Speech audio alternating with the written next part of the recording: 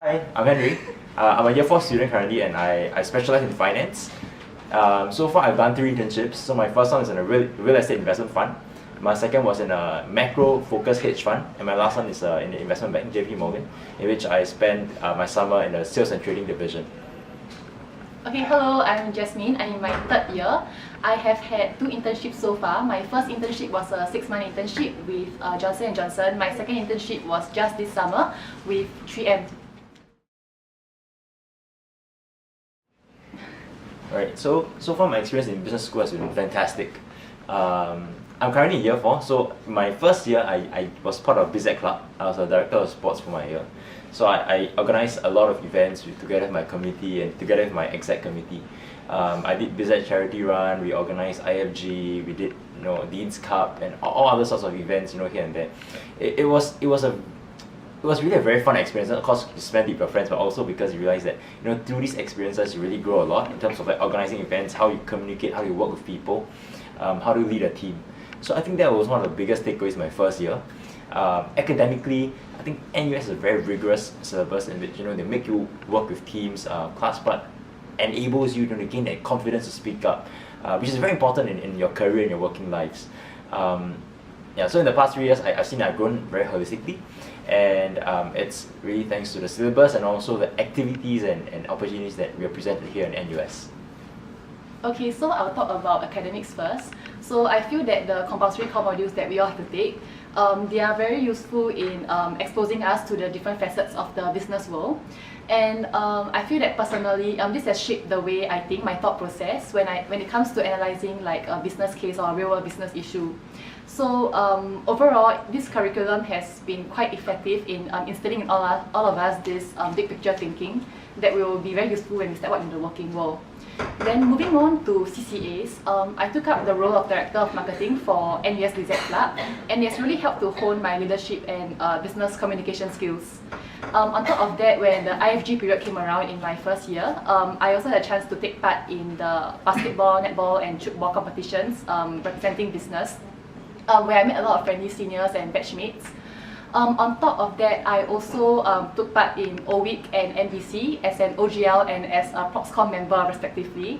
And all in all these involvements in BizAd have really made me become a person who's more open to stepping out of my comfort zone and to really make the most of every opportunity given to me. Yeah, so you met me, right? Oh, you. Right, so my specialization is finance, but I actually done a little minor in real estate as well.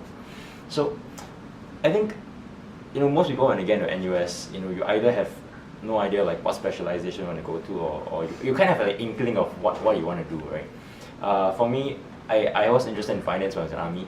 So coming here it was a very natural progression for me to want to specialize in finance. I think for different people, they have different ways in which they decide on their specialization. It could be because you took MKT 103, you think marketing is really fun, and you want to specialize in marketing, or like you took Fin 204 and suddenly you want to change your mind because you really like finance. So I think what's important is to realize that different specializations have different skill sets, and whether or not you want to specialize in that, you really have to think about whether it's something that you really like firstly, and whether it's something that really complements your skill sets.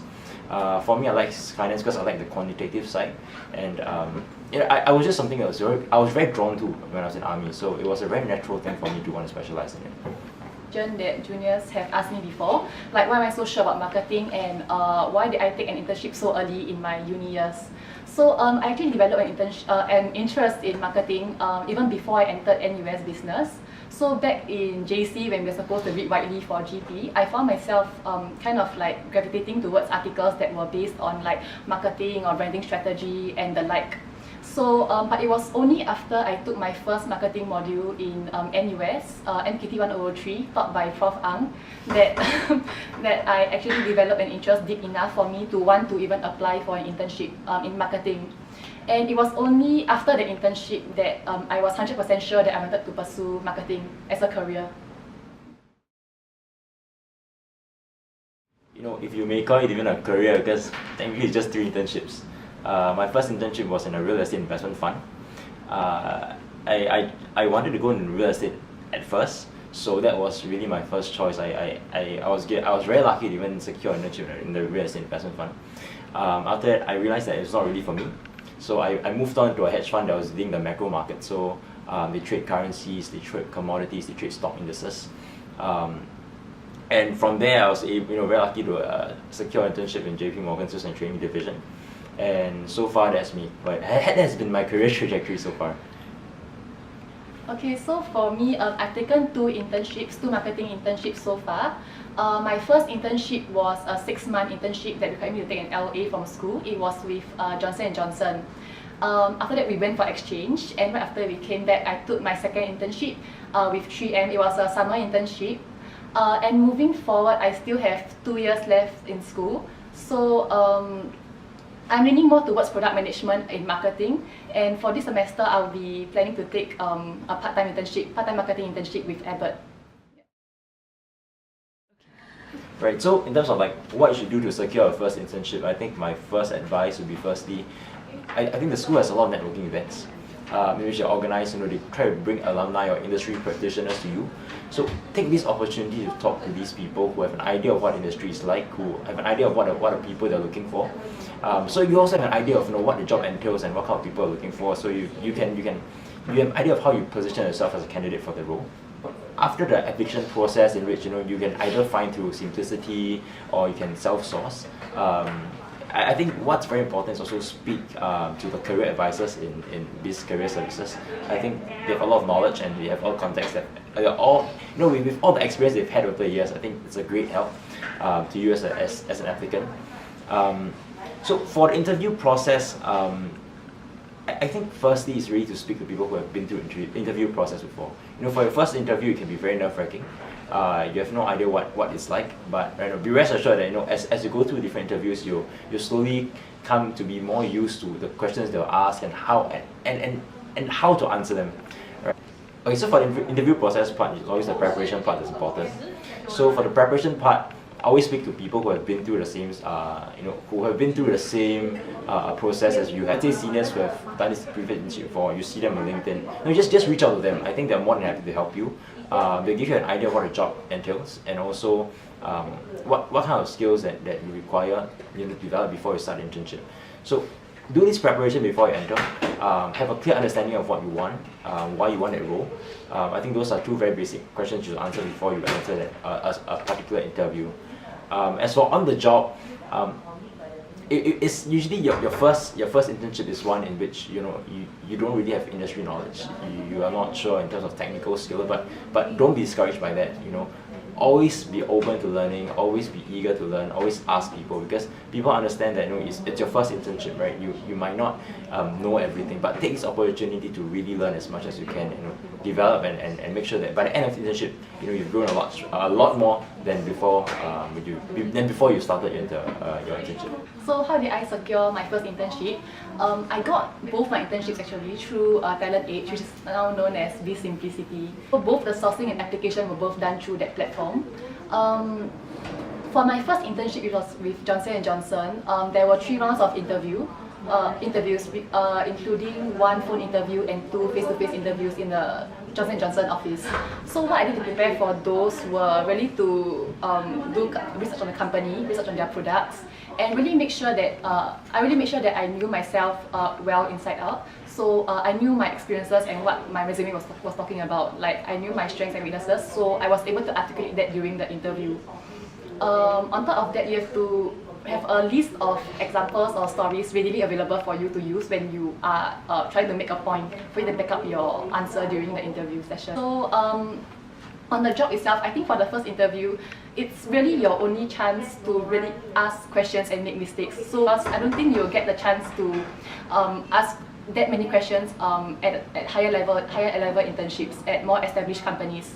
So take that chance and really just do your best during the internship. But it's something that everybody would say, I feel, but something that's very true. So I think Biz Career Services, they have like workshops and we try to prepare for interviews. So really make use of that, because I think I attended like 2 or 3, and it really helps you get used to the interview process.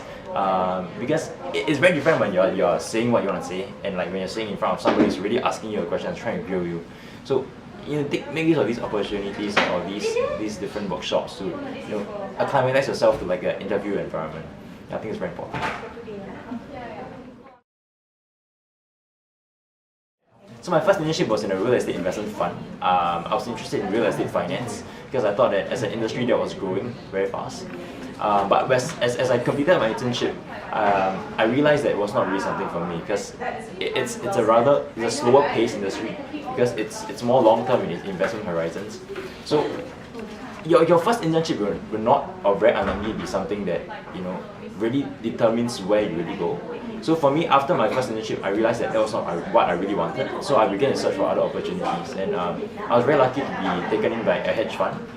So I took a leave of absence for 6 months. I dealt with currencies, macro markets, with commodities. So it was something I was doing because I was trading my own portfolio at the time. So and I realized that I really enjoyed my internship then, and I realized that from then onwards, maybe a career in the financial markets, sales and trading, for example, would be very much suitable for me. So some people are lucky enough to get a very strong direction after their first internship, but for some others, it's not too late to pivot to something else, and don't feel like after your internship you're obviously stuck because you wasted your time doing this. I've done a marketing internship, so I have to do another marketing internship in my third year or for next LA. Yeah, don't limit yourself to that mindset. Always be open to explore. If you feel like it's not fitting, it doesn't fit for you, then just be open to try, because now you're still young, you have a lot of opportunities, take them. Okay, so before my first internship, all I knew was that I wanted to do marketing. But marketing is very broad, so there are a lot of things you can do in marketing. For example, product or brand management, digital marketing, content marketing, key accounts management. So there's really a lot of things that you can do in the world of marketing. So I entered my first internship without knowing exactly what I was looking for in marketing. But after interacting with people from different roles in marketing, I interacted with a key accounts manager, product manager, and a digital marketer. And from there, I realized that what I was looking for was really product management. So in a way, my first internship helped me to narrow down my focus to product and brand management. So that was to me the most important aspect of the first internship. So for finance specialization, I think firstly you have to think which part of finance industry you want to be in. Do you want to be in banking? Do you want to join an MNC in corporate finance, or like doing the finance division part? So that all starts with like speaking to people. First, you have an idea of what you really like as a person, what your personality is. Then go speak to people, see which part of you really likes the work that they do in each division. And within banking is also very broad, right? You've got your front office, you've got mid office, right? So go and speak to more people to have an understanding of what the industry really does, what the division really does. That's my first advice, right? Who to speak to? Go to networking sessions, right? There are industry practitioners around. They're more than happy to give back and speak to younger people like yourself. Also speak to career advisors, because they are wealth of knowledge. Well, they might seem busy, but they're always there for you. Any questions, right? They'll always be more than happy to try to connect you with some contacts that they have, or or just give you an advice in general of how you should approach the problem that you think you're having. So past the point of finding advice or getting knowledge of the industry, I think what's most important is also develop yourself. Put into action the knowledge that you have. So try to develop yourself in the skills that you realize are actually very important. So if you think VBA is important for the field that you want to enter, go and learn VBA, right? Always continue to try, stay curious, always try to keep yourself ahead of the curve. I think that's very important in such a competitive environment nowadays. Like what Henry said, I think it's important to stay curious also when it comes to marketing.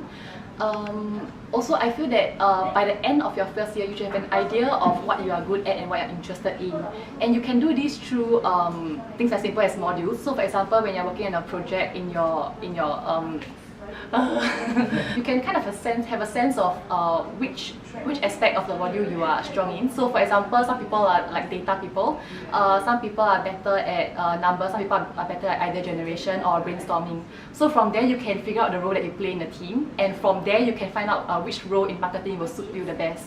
So that would be my first advice. My second advice would be that don't take marketing just because you don't want to do finance or you don't like numbers. Because in marketing, I've realized that there's a lot of analytics involved. You have to do with numbers a lot, especially if you are working in market research or consumer markets insights. So that's one thing to reconsider if that's your only reason for joining marketing.